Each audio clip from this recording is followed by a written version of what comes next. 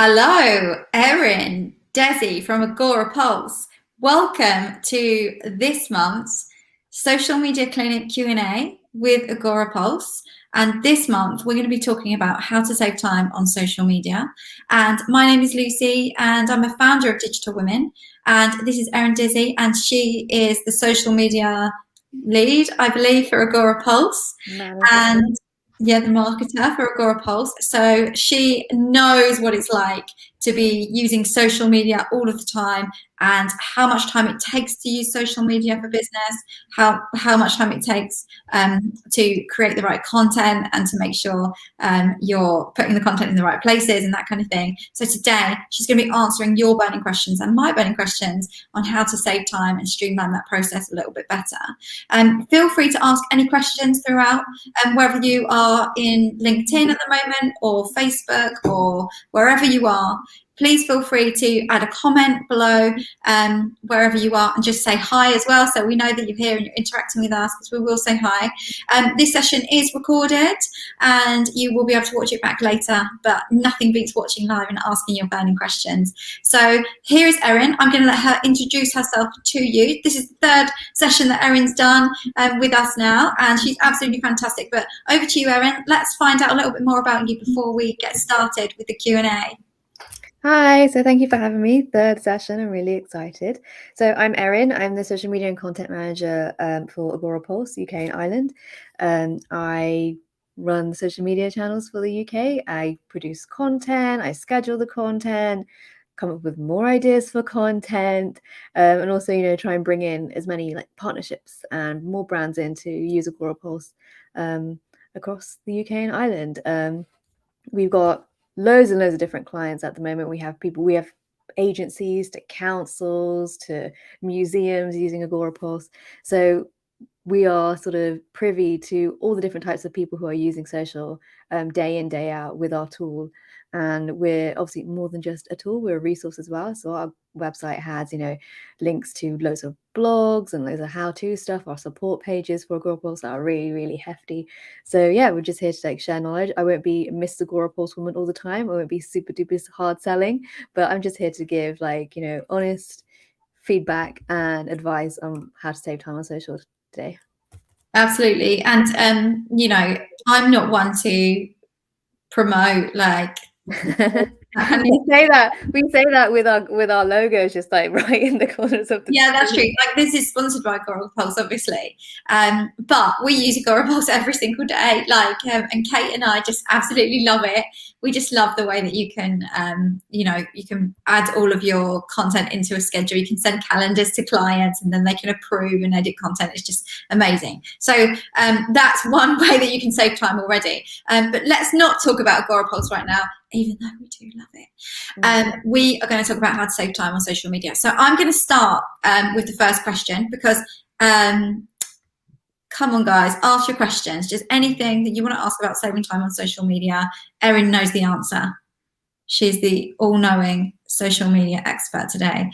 So Erinn, my first question to you is, social media encompasses so many things. Social media marketing encompasses so many things, and say that you are a social media manager who is literally in charge of all those things. You are the one person social media team, which happens a lot. It's not like it's not like a crazy thing to say that, because so many people do just manage all of it. How do you save time if you're doing everything? How would you go about that? I would say, at the very first, have the tools in place that are useful for you. Obviously, I'm Agora Pulse, I'd say social media scheduler, you're going to use one, but you really need to think about the kind of tools that are working or really needed for the things that you manage and do. If you're only looking after an Instagram, why would you need a whole huge bulky scheduler? Get one that is just for Instagram, later, but they're competitive or whatever. It's what I found, that when I'm managing so many different multiple projects or that are at different stages at any given time, I definitely need organizational tools that I understand and can use and can onboard other people on very, very quickly, especially if I'm bringing in outside help, which you do as a social media manager. If you're talking with other freelancers, do video content, all that kind of stuff. So I would say pick organizational tools that are really going to make the morning when you launch into the job so much easier. And that's just not obviously limited to scheduling tools. It's like organizational tools like Asana or Trello, using a Google Drive in the most efficient way, Airtable to, scheduling content or kind of sort out your content like that. I would invest in the tools and also be prepared to spend a bit of money on these tools as well to make sure everything flows from one day to the next. So, for example, when it comes to me scheduling meetings, for example, for people outside of the business, I'm talking to loads of people all the time, whether it's like content providers or anything like that. Like, I need to talk to these people, but it needs to be efficient. I use a tool called Calendly, which is really, really helpful in that I have different slots for different types of people that I talk to. They get slotted into my calendar in a way that is useful for me on certain days. So if I know I want to talk to an influencer, I have a calendar sort of link that is for influencers only. They get 15 minutes to talk to me. It's quite short. It's not that short. You can talk about a lot in 15 minutes. And they only talk to me on a Friday. And like, that's how I know that's my day to talk to influencers, talk about getting new content for Agora Pulse. Something like that is super duper helpful. And that I need a paid subscription for, because you can use a free version, but I need to talk to multiple people at different times. I need the paid version. So I'd say have a real deep think about the tools that you're using at the moment. What is actually useful, what is not, where you need to spend the money and where you don't. And that should make the process of like everything from coming up to the content to publishing something much easier. But it will take some time, and you will go through a sort of testing process. Some will work for you, some won't, but be open to doing that, because you can't do everything over email. You can't do everything over Slack. It's just impossible. No, so what I'm hearing is that being organized and having really good processes in place and having the right tools will save you a lot of time on social media. Organization, the right processes, and the right technology. Yes, definitely. And if you're in a sort of, what I found is like, you can obviously put these in for yourself, but if you're working with other teams, or if you've got a larger team and you need to sort of get people on board with it, put in some time to make that happen. Sometimes teams, especially larger social media teams, can fall down if no one is fully and emotionally involved in using the tools that are available. Some people are like, I want to send emails because emails work for me. And I like that. But it really is making sure that, you sell the benefits to people. I've been in the position where I've been in teams where I was like, we need to use something like this to make this whole thing easier for me when I get to the point where I need to like know what's going on. More often than not, the social media manager is the last person to know about everything that's going on in the organization, but the first person to get the feedback on social media. It's annoying sometimes, but you need to get buy-in from other people in your team about what is useful to you to make your job way easier, because you're like getting information from all over the place, from different teams, competing interests, and you need somewhere to do that that is like clean and organized, and especially somewhere you can be accountable. I think in social media teams, things fly around so much, especially if you've got like an event or maybe a crisis moment, that accountability is so important. And the thing about these tools that there are timestamps, you can assign tasks to people, you can get email notifications. You don't want to veer into micromanagement, obviously, but you do need tools that are obviously useful to you but keep people accountable, especially in larger teams. Absolutely. That's such good advice, Erinn. Thank you so much. And we'll probably write down some of these tools that you mentioned as well and put them into a post later on, so that you guys can go back and have a look at those. Now, I'm going to show this question from Nafisa, because they're asking, what scheduling tool do you use? And I think it's quite apparent what tool we use, but I would just like you to answer the question, Erinn. And actually, I'll answer why you use that tool as well. Yeah. I use Agora Pulse because they pay me. I use Agora Pulse. I definitely do use it because what is quite brilliant about it is that it covers a range of different platforms: Facebook pages, Facebook groups, Twitter, Instagram, LinkedIn, and YouTube as well. So those are the things that I need to use in my day-to-day to like manage.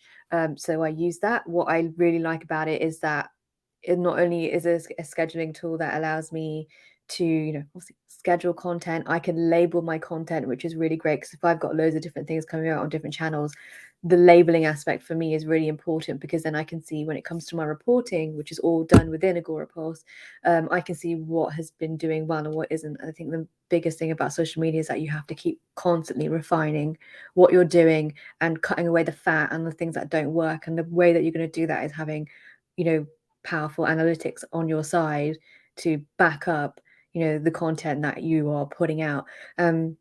So Agora Pulse as a scheduling tool is like, you can do the scheduling that you need to. You can even we've got an integration with Canva at the moment. So if you're designing stuff on Canva, you can go straight into Canva via the app, rather than switching from tab to tab and then going towards your downloads to upload a picture or a graphic. You can go straight in and schedule it like that. So those kinds of integrations are really important to me when I'm using it, but also it's very clean and efficient. The whole point is that a scheduling tool, it needs to save you time. You don't want to be flipping from different window to window, trawling through download folders. The asset library in Agora Pulse is really useful, because I can keep all my scheduled posts and images that I use on the regular in there as well. So I use Agora Pulse because it's like a one-stop shop for everything, where it comes to scheduling, holding all my assets, getting all my reports. That's what I use it for. When it comes to a scheduling tool, I would, like I said earlier, use a scheduling tool that really does suit your needs. You don't need to buy a huge, $150 a month plan if you're only using like one channel or two channels. A waste of your time and your money. Use scheduling tools that are useful for that moment, but also obviously be prepared to move on when you need to. And you don't necessarily need to move on with the same tool that you've got. You can always move to another. So one tool that is useful on a free option, when it comes to doing something else, you might need something that's bigger and more powerful. So shop around if you need to. Absolutely. I mean, over the years, I've used a lot of different scheduling tools for our agency, and I can honestly say we wouldn't be able to run our agency without this tool, because we create a lot of social media content for other companies, and it's just such a good way to ensure that our customer or our client can see what's happening a month ahead. Yeah. And they can see what content's going out, and they can collaborate with you, and they can they can add notes to your posts and tell you what they like and what you don't like. And for an onboarding process as well with a client, it's amazing, because you can start creating posts for your client for them to approve, and they can, like I said, they can add comments and that kind of thing. And then over the time, that's really going to help you to get to know the tone of voice properly for your client, which I think is a really, really good way to do it, because sometimes at first you're not always going to crack it, but you start learning as you go when you're working with, that's from a social media marketer's point of view. Yeah. And I think it just saves so much time in having to kind of like go back and forward with spreadsheets and that sort of thing. So definitely. It's that thing, it's like that thing we were talking about, like accountability. Like your client really needs accountability from everybody when it comes to doing the content. And what is also useful about Agora Pulse, that you can also add notes to stuff. So like the copy is there, but you can also like justify why you've written that and why, or if they need to send quick notes, they don't have to go back in and just rewrite the copy. They can just do what they need to do to make sure everyone can see it. And that's really, really helpful. It needs to be transparent, and that's what I think Agora Pulse really runs on, that everyone in the process, whether it comes to someone just an editor or someone who has to do a spell check, there is transparency from everybody on what they need to do and why. Absolutely. I know we have another question here, but I'm going to ask a question first before we, fly it up on the screen. And it's about the tagging that you do within Agora Pulse. And I know we're moving this back around to Agora Pulse, and this is a question personally that I want to ask. Because how do you tag? Do you tag based on the theme of the content? Do you tag based on the project? How do you go about tagging content? And I'm sure this is something that a lot of people want to know as well. So I tag based on some of the content pillars that I have in place right now. So I have one, it's a bit out there, called Relate. That's a tag called Relate, which is basically relatable content to people who run social. I'm noticing now that relatable content is doing much better on our Twitter than just a straight up blogs that we're pushing that we're doing. And I like having that tag there and that label there, because I can see week to week the type of relatable content I'm doing that actually is the most engaging that week. So sometimes, like, some weeks will be full of quotes, some weeks will be just actual advice. And then I can see when it comes to, because I have to like feedback to my manager and like quantify, okay, what are the numbers, why they go up that week, why they go down that week. Me having that tagging function as that kind of qualitative edge to it. Obviously I've got the numbers, but you do need to back up with the numbers saying, okay, we got like 100 engagements this week. What was it actually doing that? Can you replicate it again or whatever like that? So it just adds that level of like, added level of analysis, because you do have to mix the creativity with the data when it comes to social media content. Absolutely. How would you go about tagging different projects as well? So say you're running like various different projects, would you tag those, or would you just? Yes. So if I had like a campaign or a specific social media campaign, I would tag it with the campaign that it is. And then, for example, so in the week of November, if I know 2 weeks, the first week and the last week in November was going to have, varying campaigns happening, I would want to see just like which campaign at that point, whether they were competing with each other, which had done better, because I'm constantly having to like, experiment or put a time limit on the content that I'm doing to see if it works or if it doesn't work. And then me having those labels in place where I can see at the end of the month, okay, week 1, that campaign did it better with this because it had this content in it. And then kind of refining it like that, really. Absolutely. Thank you so much, Erinn. That was really, really good advice. So there you go, Nafisa. Now you know that Agora Pulse is the tool that we both use. However, sometimes I must admit I do use Creator Studio on Facebook just for You're gonna have to, so who can avoid the dreaded Creator Studio? No, I don't say dreaded in a mean way, but sometimes it is like you do have to sometimes use the native tools. Like I would love to be able to schedule a poll on Twitter. I'd love to, but I can't. Gonna have to go on Twitter and do that myself. And you can't, it's carousels and things like that as well. You have to do things natively, don't you? But you can always put into your calendar to say like, this is a draft of something we are going to post, so that people can, so that your client can see what you are going to post, kind of thing, without actually having to approve it on that social network. So we do still use it for that, but we go and put the content on the platform natively anyway.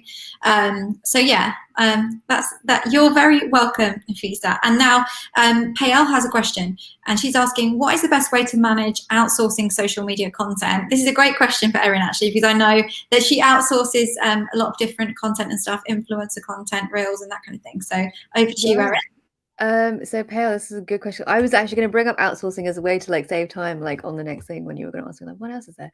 Outsourcing is very important, and you have to be very specific, and you've really got to think it through.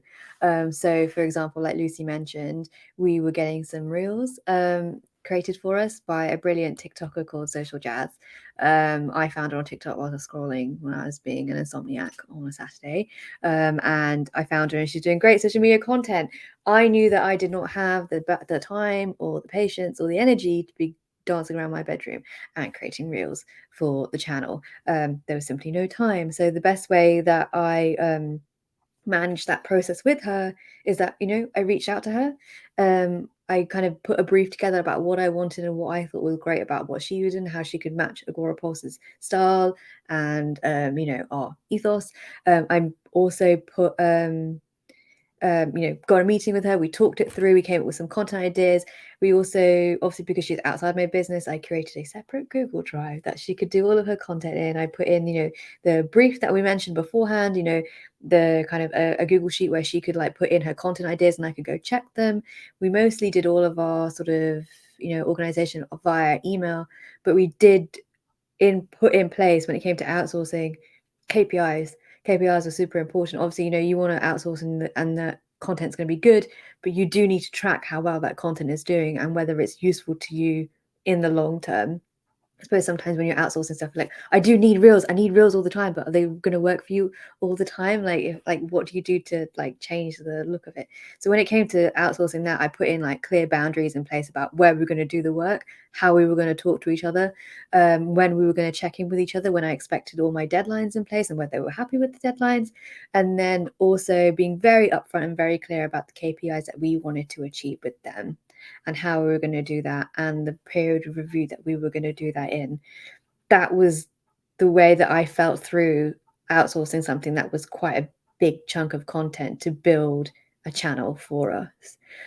So my top tips are, when it comes to outsourcing your social media content, have your brief ready to go before you reach out to them, and be very clear with it. Obviously, there's going to be a bit of flexibility and adaptability because they will bring new ideas to you, but be very clear about what you want, and try not to find an excuse. I feel like this is maybe more advice for women, but I'm trying to say, like, as in, don't try and like unqualify what you want, or like dampen down what you want. Be very, very clear about, this is what I need from you, this is what you're going to expect, this is what you're going to get from me, and we need to be happy with that. And then obviously, and then have a period and a time for reflection on the social media content you have outsourced. So whether it's, you have your own spreadsheet, like, keep together all the data that you're doing, collect all the data from what you're doing, and use that once again to qualify whether you want to carry on with outsourcing or not. Because you might feel a bit bad, like, oh, okay, maybe I don't want to carry this on, maybe I do, but like, if the data is telling you not good, this sucks, it's not doing, you've got to abandon it. So hopefully that helps. That gives an insight into how I did it at one point earlier this year. Thank you so much, Erinn. That was really, really insightful. Thank you, Payal. I hope that was helpful. So we have another question here. We have a question further up from, I think it's Kate from Digital Women. So we'll do that in a minute, but we'll go with Kirsty's just now. And Kirsty's asking, how do you move from being reactive, waiting on blogs, news events, as you're going live, to confidently planning ahead? And I feel like I'm constantly relying on others and waiting on content to fill my calendar, and it makes it really difficult to hand over when I take time off. Good question, Kirsty. Over to you, Erinn. Oh my God, Kirsty, I feel your pain. Oh my God, empathy. I have so much empathy for your position, because I have been in that position. When it obviously, being reactive is like, it is part and parcel of being in this job. You have to be comfortable with being reactive. And I say that some days I can't stand it. Some days I just want things given to me so I can just do it and get on with the other things that I need to do. Like, I don't want to be waiting around for a campaign that needs to launch stateside. You know what I mean? Sometimes it sucks. It does suck. The way that you can be less reactive is really taking a very long, hard look at the existing content you've got. So, for example, you said a blog, right? Okay, a blog does not just stay at a blog. I don't know what other channels that you manage, but like, if I had a blog on Agora Pulse and I've got a lull in my calendar because I'm waiting for something else, my instinct is just to go to something we've done previously and mine everything I can from it. So, for example, there was a blog about hashtag uses, and whether you should put hashtags in the captions in Instagram or whether it should be in the comments. That post I didn't put out as a blog. I turned it into a poll first. So I asked people, okay, where do you like putting your caption? Where do you like putting your hashtags? In the comments or in the captions? Then people replied to me, and I reshared those replies, and then I replied again with some top tips that were not from the blog. It was only 3 tips from the blog. The blog had 8 tips. I put in 3, and then later that day I posted the blog, and that is like 5 posts from a blog that you could have just posted the blog. So, Kirsty, I would say have a very deep think about the content that you've got, and really try and funnel in about what one piece of content can be used for different types of channels that you've got. It could be a quote from it. It can be like a paragraph from it that could be turned into a carousel. Really have a look in about repurposing the existing content you've got, and then scheduling that out. What I do really like about Agora Pulse also is that, like, it tells me the best times that things have been posted, or the most engaging times. So I let things sit for at least a month. I see what times are the most engaging, and then I put that repurposed content in on those hot times in the day. And no one really knows that some of the stuff I've already said that like 2-3 weeks ago. I've just said it in a different way at a different time, and it's getting engagement. So I would definitely look at what you've got existing and mining the crap out of it, and like, you just stripping at the things you've already got in place. And when it comes to being reactive, try and have some plans in place about, or what the expectations you've got from other people when reactive things come into you. Whether you say, like, you can't tell me over the phone that you need to have a post out. You've got to tell me, like, in detail like this in an email. Demand it from the people when you're chasing and waiting. But yeah, I feel your pain with chasing and waiting. I feel like that always happens when you're in a large organization. Sometimes it can't be helped, but you do have to try and make yourself feel a bit sane in the process. Wow, great tips, Erin. Kirsty, I hope that was helpful for you. Also, just on that Agora Pulse, there's something called, I think it's auto queue or something like that, where you can put the best times in, and you can auto schedule. You can schedule it so it automatically goes into those times each day. Mm-hmm. That's quite effective, isn't it? If you know when you're getting the most interaction. Yeah. Those are really good times to start. That's a great way to save time, anyway, isn't it? Definitely. It's just like, it just sort of, you can do it at the top of the week, and then you're just not worrying every morning, oh my god, it's supposed to get them out. So that does really help. Absolutely. So thank you for your question, Kirsty. Well, there is also, if you go onto the Digital Women Live site, there's a video that we did with Ravi actually a few months back, all about repurposing content. And he talks in depth, in detail about repurposing content. So it's well worth going back and having a look at some of those past episodes, because there's so many great tips in there. And also, I think Emily wrote a blog about it on the Digital Women website as well. So all of these get written up as blogs. We do get around to them. We do write them up, so you'll be able to read this all back and get Erin's and Ravi's top tips. Get to read them back, because actually what was said 6 months ago when it comes to planning and creating content and that kind of thing actually hasn't changed that much. Although things change in social media, the planning side of things and the time side of things really doesn't change unless a massive new piece of technology comes out that's going to change the world for the for the better of all social media managers. Then it's going to be the same information. So thank you for that question, Kirsty. Now there's a question here, and again, Deborah, you must have just tuned in, because we talked about this at length just a moment ago. Which scheduler are you using? And that scheduler is Agora Pulse. I don't know, Erinn, do you want to just give a quick recap on that again, and then we'll move on to the next question? I use Agora Pulse because it's like the best in the world, and I'm not biased whatsoever. And I use it to do everything from scheduling multiple pieces of content recurringly over 4 different channels. I use it to get my reporting and my analytics, and then I also use it to store all my assets when it comes to images and videos that I need to use on a recurring basis to post and schedule. So Agora Pulse is useful for multi-channel posting, and also really brilliant when it comes to large social media teams. If you are going back and forth on content, people need to check stuff, or you need to share stuff with external clients who need to look into your social media calendar before you post. And good thing is that they don't even need to be signed up to Agora Pulse or even install the tool themselves. They just need to get a link. The link will take them, their dedicated link will take them to their calendar, and they can add notes and stuff. So it's really a powerful collaborative tool that aims to be a one-stop shop for social media managers everywhere. There you go. Thank you, Erinn and Deborah. I hope that helps. And if you want to find out more about that, there is a link where you can get a month free that we'll add at the end with the Digital Women Code. And also, if you just watch the video back afterwards, you'll be able to see Erinn talking about Agora Pulse and how amazing it is for scheduling content. Now, at the beginning, it says Digital Women, but I know this is Kate. Kate's our social media manager. She's just started with us a couple of months ago. So she's our junior social media manager. She's just kind of like out of uni, and she's like learning as she goes. She's doing so good, such a great job, actually. I really, really think you're doing a great job, by the way, if you're listening, Kate. But she wants to know, how far ahead do you schedule content? Which is a great question, actually.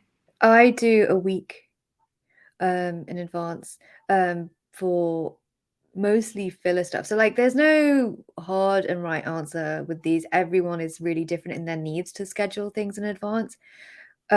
What's very easy to schedule is campaigns that are coming up. So if you know there's a campaign coming up, it will be scheduled in, or events coming up, you can schedule that in, and that really does fill out the calendar. But when it comes to sort of that kind of week on week, sort of keeping the channels ticking and going, getting that engagement, I do it in a week in advance, because I'm trying to do lots of different things, a little bit different things each week, or I'm noticing different things are happening. So I do a week because it doesn't just stop at the scheduling. You do have to come up with the content. You do need the time to come up with the content, and sometimes I don't have the time to spend half a day coming up with 2 weeks worth of content. Is every post all brilliant and sort of, tailored and, that kind of thing. So sometimes I do recurring stuff, but it is usually bulk on bulk a week. But I do have things that are happening 3 weeks in advance, 4 weeks in advance on a certain Tuesday or Monday, because I know there's an event happening that week. So yeah, do whatever is useful to you and you actually have the time to do, but do actually schedule stuff in advance, because there's some days when you have realize, oh my god, there's nothing going out today, and you have to schedule something. That's the worst thing in the world. Absolutely. And to have a bit of a content bank, if you can, put together. So you have even if it's just a whole Canva, in Canva, a whole load of posts and ideas, because you can see them all on one screen together. So if you have all of these different ideas that you've created, then at least if you're having a day where it's particularly hard to come up with ideas for content, you've already all these ideas when you do feel kind of creative. Because I think it's really difficult to be creative every single day. Some days you're not feeling it. So if you do have a day when suddenly you're like, yes, I've got all these ideas and it's just flowing, then use that day to just come up with ideas, because you'll probably be able to create weeks worth if you do have one of those days. When you get into I think it's called the zone. Have you ever been in the zone, Erinn? I'm always I'm not always in the zone. That's total lie. But there are some days when I've had an iced coffee with a shot of vanilla or caramel. I'm buzzing. I was I've got so many ideas. So then I write it all down, and then or post them all out, or relatable content when I want to feel feeling a bit cheeky and want to ask people questions.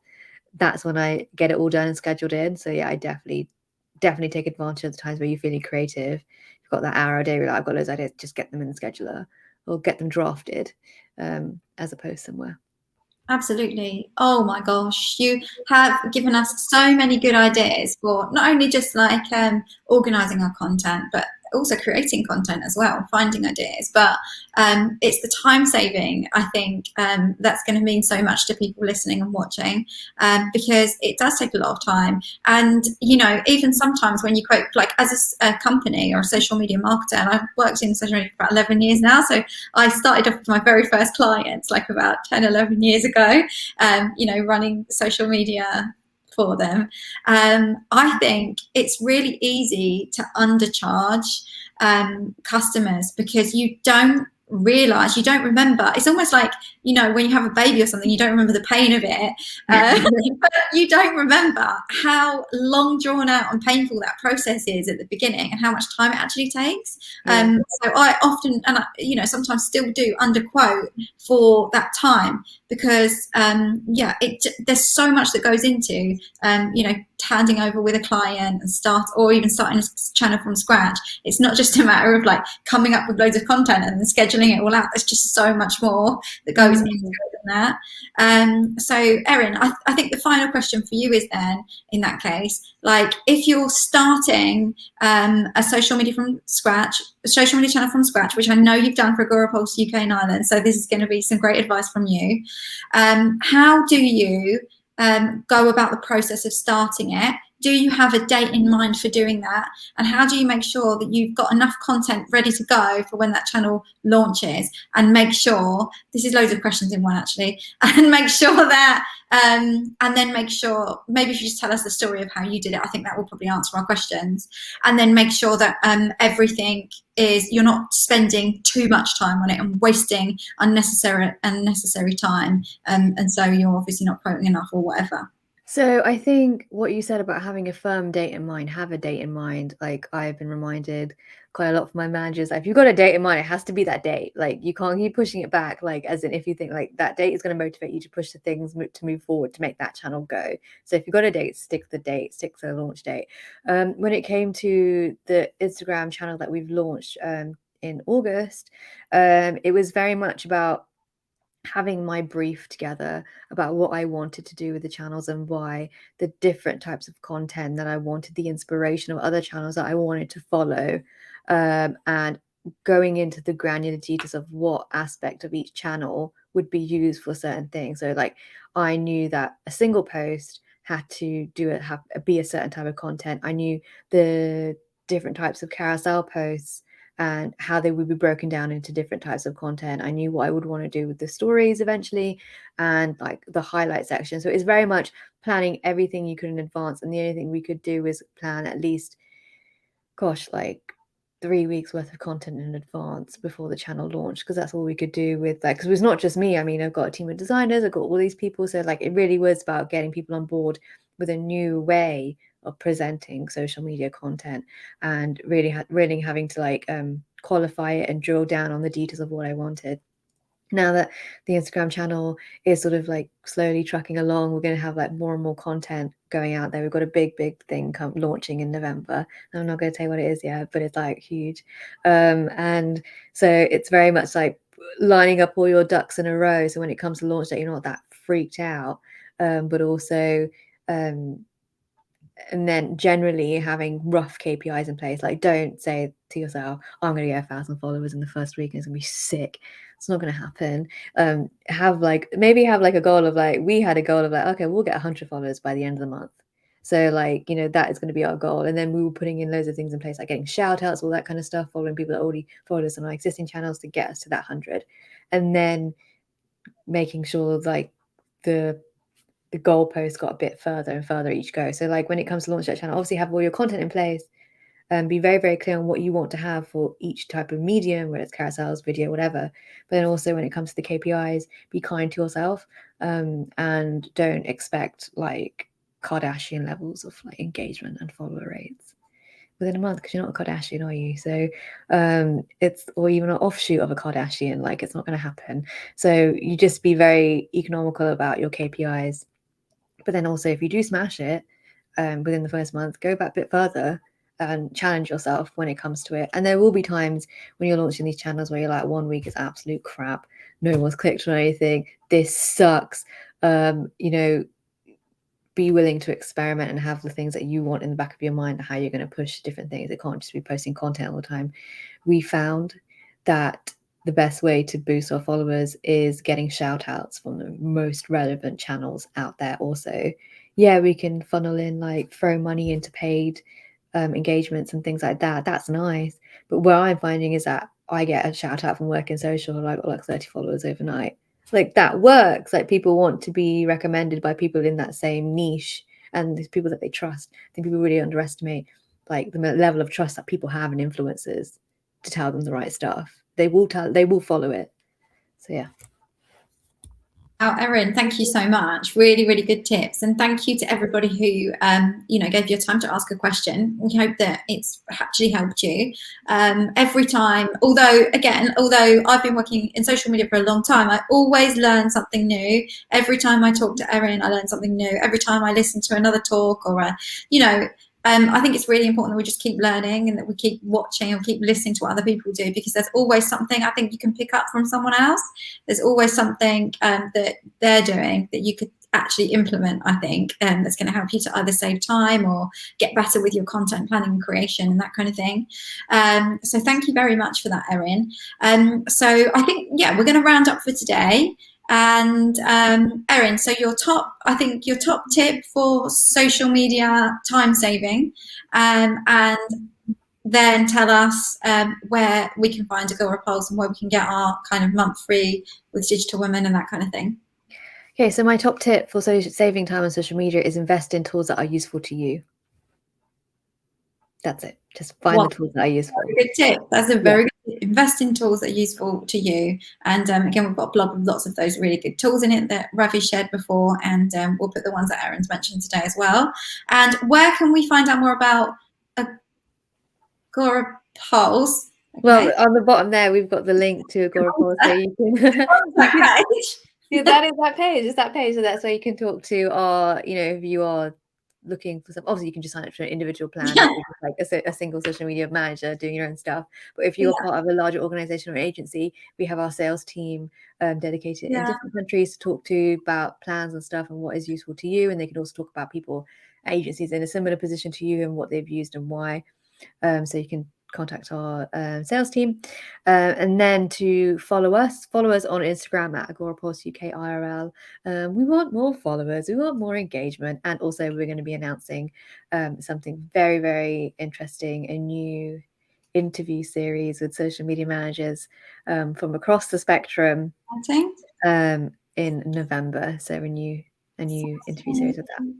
And don't forget to use the code Digital Women, because that'll get you a month free of Agora Pulse as well. And then we know that is that the code social.agorapulse.com/digital women. DW1 free to get 1 free month. There you go. And it's definitely worth a try. We love it. We love Agora Pulse. Actually, I do. Anyway, the other thing is on the 22nd of November, we have an event called Social Media Live, which has got lots of different talks, and it's CPD accredited as well. So it's literally worth about £200 to attend, because you're going to get CPD accreditation. But it's £25, so it just means that we can keep it accessible for everybody in the community, whether you're starting out or you're not in a job yet, or you're a student or whatever, all the way up to you already know most of this, but you just want to make sure that you're getting the latest and up-to-date information. That is, you'll find a link lower down on the group or on the page or wherever you're looking at Digital Women, but it's called Social Media Live, and Erinn's coming to speak about a day in the life of the social media manager as well, which is really exciting. It's actually sponsored by Agora Pulse as well. Oh my God. Wow, which makes me very, very happy, because that's actually another way that we're able to keep the prices down for everybody at these events, and make sure that it's free for members and that kind of thing as well. So do join us at that if you can. We'll post a link at the bottom anyway for that. It's quite a long link, so we'll just do it underneath the post that we're here. Go check out Agora Pulse. Go check out Erinn. Go and look at their YouTube channel. What's your YouTube channel, Erinn? Agora Pulse UK and Ireland. Agora Pulse UK and Ireland. Connect with them on social media, sharing your stories, how much you love this session. Take a picture of Erinn now and tell her that this was fantastic. And we'll see you again next month with a whole new topic. Get your questions together, but don't, if you've got a burning question now, just comment on the post underneath and tag Erinn in, and we'll answer them for you. So that's it from us today. Thank you so much, Erinn. Stay there though, and goodbye to everybody. Oh, thank you, Erinn. That must be Jason that's written that. Thank you everybody else for joining in. It was so great to have you here again. Thank you for having me. Thank you.